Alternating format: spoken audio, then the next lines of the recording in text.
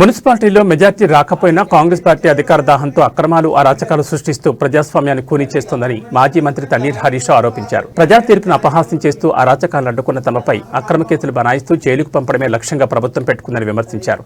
మంచిర్యాల జిల్లా Kethanapalli municipal chairman ఎన్నిక సందర్భంగా మంత్రి గడ్డం వివేక్ వెంకటస్వామి, ఎంపీ వంశీకృష్ణ కాన్వాయ్పై బాలకసుమన్ అనుచరులు రాళ్లు రుపి దాడి చేశారనే అభియోగంపై బాలకసుమన్తో పాటు నలుగురు నేతలను పోలీసులు అరెస్ట్ చేశారు. బుధవారం రాత్రి వీరిని ఆదిలాబాద్ జిల్లా జైలుకు తరలించగా గురువారం మధ్యాహ్నం మాజీ మంత్రి హరీష్ రావు, జోగు రామన్న, జీవన్ రెడ్డి, ఆసిఫాబాద్ ఎమ్మెల్యే కోవాలక్ష్మి, బోధ్ ఎమ్మెల్యే అనిల్ జాదవ్, మాజీ ఎమ్మెల్యే దుర్గం చెన్నయ్య, టీఆర్ఎస్ రాష్ట్ర ప్రధాన కార్యదర్శి ఆర్ఎస్ ప్రవీణ్ కుమార్ జైల్లో పరామర్శించారు. కేతనపల్లిలో మిత్రపక్షమైన సిపిఐ కౌన్సిలర్లతో కలిసి చైర్మన్, వైస్ చైర్మన్ పదవులకు తగినంత మెజార్టీ ఉన్నప్పటికీ మంత్రి వివేక్ ఓటమి భయంతో కాంగ్రెస్ కార్యకర్తల చేత దాడులకు ఉసుకొలుపుతున్నారని అన్నారు. జైల్లో బీఆర్ఎస్ నేతలను పరామర్శించిన అనంతరం మాజీ మంత్రి హరీష్ రావు మీడియాతో మాట్లాడారు. 14 రోజులు రిమాండ్ ఖైదీగా జైల్లో ఉన్న బాలకసుమన్ ఆ పార్టీ సీనియర్ నేతలు మూల రాజారెడ్డి, దోమకొండ అనిల్, రామిడి లక్ష్మీకాంత్లను పరామర్శించి ధైర్యం చెప్పామన్నారు. అయితే బాలకసుమన్ ప్రజాస్వామ్యాన్ని బతికించాలని, మంచిర్యాల జిల్లాలో మంత్రి వివేక్ వెంకటస్వామి అరాచకాలకు అడ్డుకట్టు వేయాలని తమతో పేర్కొన్నారని అన్నారు. కేతనపల్లిలో కార్యకర్తలు తమ వర్గంపై దాడి చేసినా పోలీసులు పట్టించుకోవడం లేదని, పైగా బాధితులను అరెస్ట్ చేస్తున్నారని విమర్శించారు. ప్రశ్నించే గొంతుకులను జైలుకు పంపడమే లక్ష్యంగా ప్రభుత్వం పెట్టుకుందని విమర్శించారు. ఆదిలాబాద్ జిల్లా కేంద్రంలో జైలు పరిసరాల్లో 3 అంచెల పోలీస్ బందోబస్తు ఏర్పాటు చేశారు. జైలు పరిసరాల్లో బలగాలను మోహరించారు. ఎక్కడా ఎలాంటి అవాంఛనీయ సంఘటనలు చోటు చేసుకోకుండా పటిష్ట బందోబస్తును ఏర్పాటు చేశారు. ఈరోజు ఉద్యమ నాయకుడు, మా విద్యార్థి నాయకుడు ఇవాళ న్యాయం గురించి ప్రశ్నిస్తే అన్యాయంగా బాల్కా సుమన్ను, అదేవిధంగా మూల రాజిరెడ్డి గారిని, మరియు అనిల్ గారిని, లక్ష్మీకాంత్ గారిని, నలుగురు బీఆర్ఎస్ పార్టీ నాయకులపైన అక్రమ కేసు పెట్టి అరెస్ట్ చేసి ఆదిలాబాద్ జైల్లో పెట్టడం జరిగింది. వాస్తవంగా ఇలా ప్రజాస్వామ్యం పట్టబగలి రాష్ట్రంలో కూనీ చేస్తూ ఉన్నారు.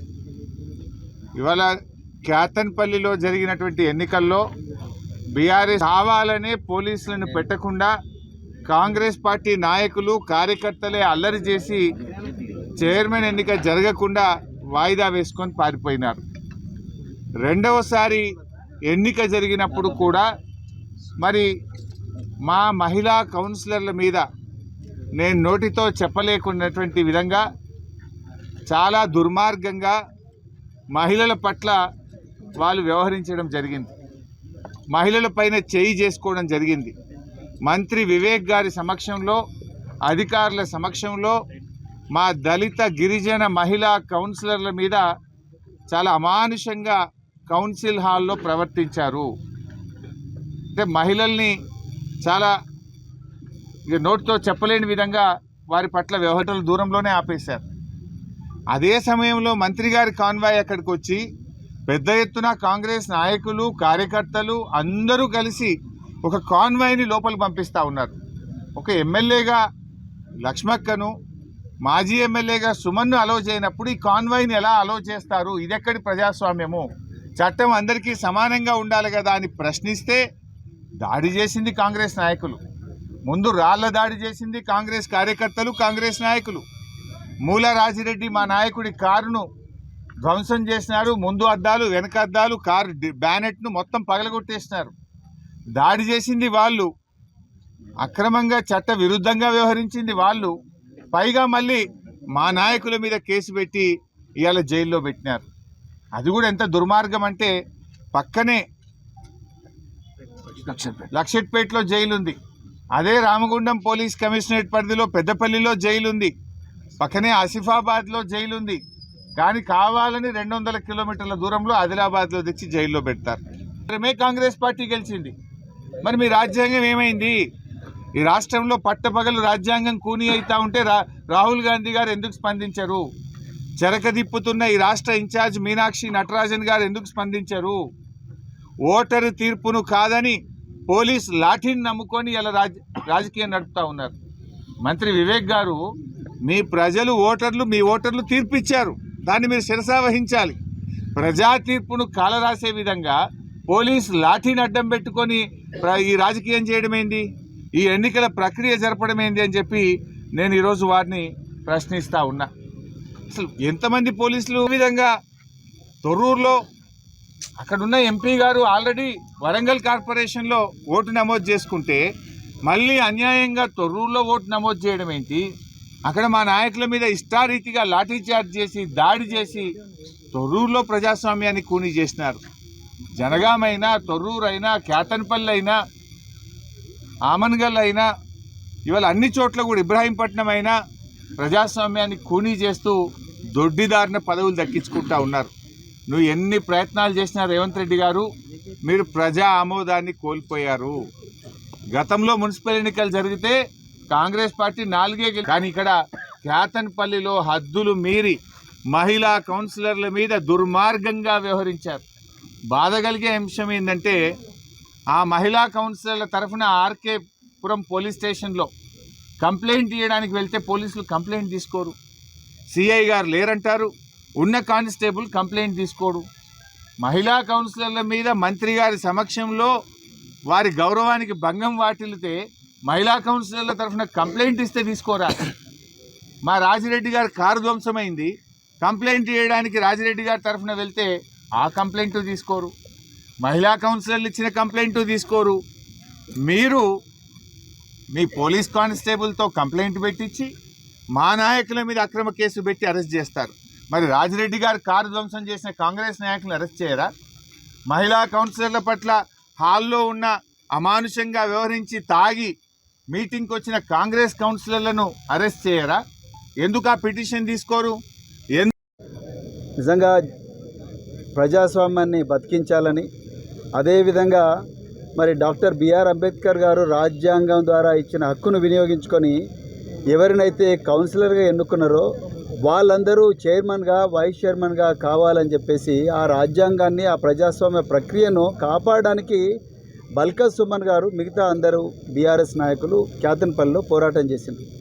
నిజానికి వాళ్లకు అవార్డులు ఇవ్వాలి, పద్మశ్రీ అవార్డులో పద్మవిభూషణ్ అవార్డులు ఇవ్వాలి ప్రజాస్వామ్యాన్ని బతికించినందుకు. నిజానికి అలా జైల్లో ఉండాల్సిన నాయకులేమో బయట హీరోలుగా ఇలా తిరుగుతూ ఉన్నారు.